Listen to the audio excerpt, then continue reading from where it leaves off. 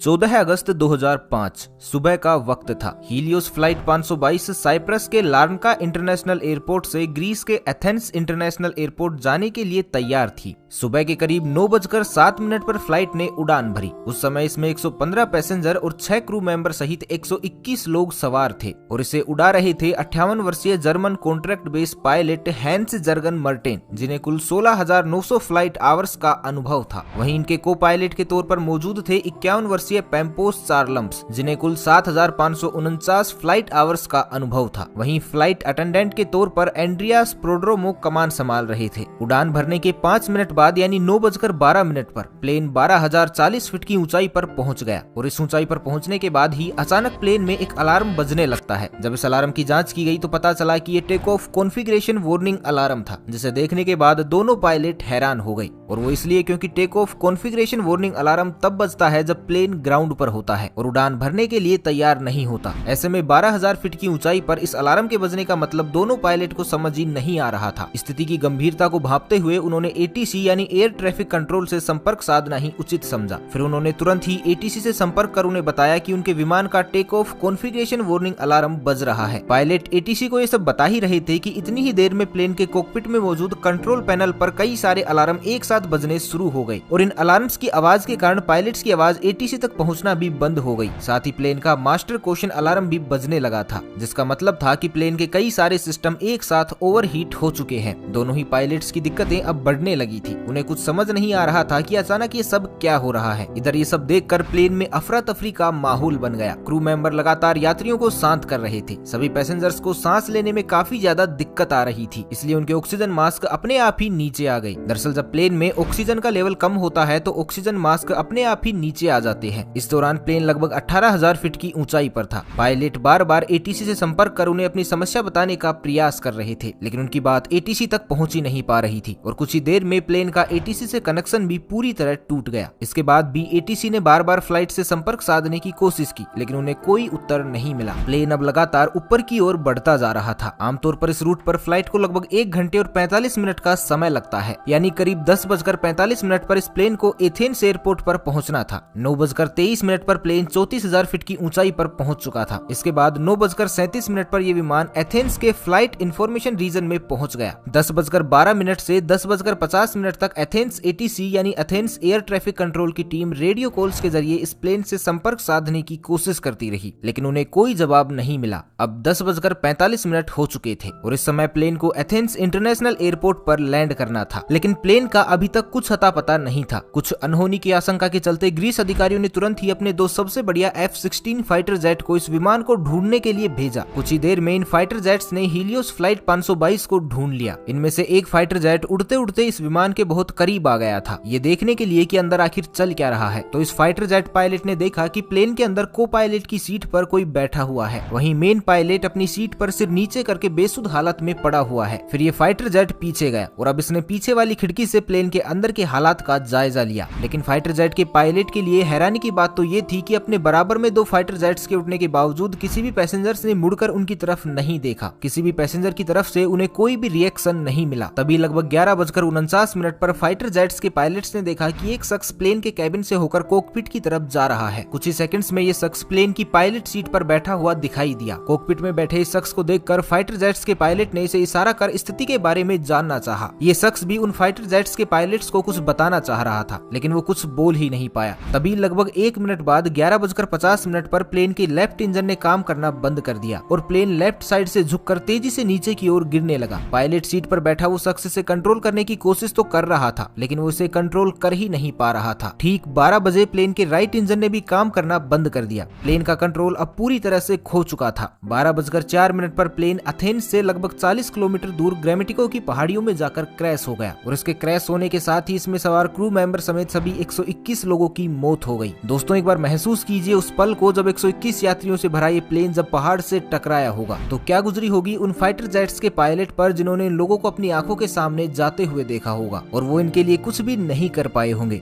इसके बाद ग्रीस में फ्लाइट 522 के क्रैश होने की खबर सभी जगह आग की तरह फैल गई। तुरंत रेस्क्यू ऑपरेशन चलाया गया। सभी 121 लोगों की डेड बॉडी को एक एक करके ढूंढकर बाहर निकाला जाने लगा। लेकिन जब हादसे में मिली कुछ लोगों की डेड बॉडी की ऑटोप्सी की गई तो एक चौंका देने वाली बात सामने निकल कर आई। दरअसल जहाज में में मौजूद ज्यादातर सभी लोग और पायलट्स प्लेन के क्रैश होने से पहले ही मर चुके थे। तो अब यहाँ सबसे बड़ा सवाल ये था कि जब पायलट प्लेन के क्रैश होने से पहले ही मर चुके थे तो लगभग 2 घंटे तक प्लेन का कंट्रोल किसके पास था। तो दोस्तों, हमने वीडियो की शुरुआत में एक व्यक्ति का जिक्र किया था, फ्लाइट अटेंडेंट एंड्रियास प्रोड्रोमो। जी हाँ, वो एंड्रियास प्रोड्रोमो ही थे जिन्होंने अभी तक इस जहाज को संभाले रखा था, क्योंकि अंत में उनकी ही आवाज एटीसी को सुनाई दी थी। एंड्रियास ने करीब 5 बार मेडे मेडे कहकर मदद की गुहार लगाई थी। Flight 5.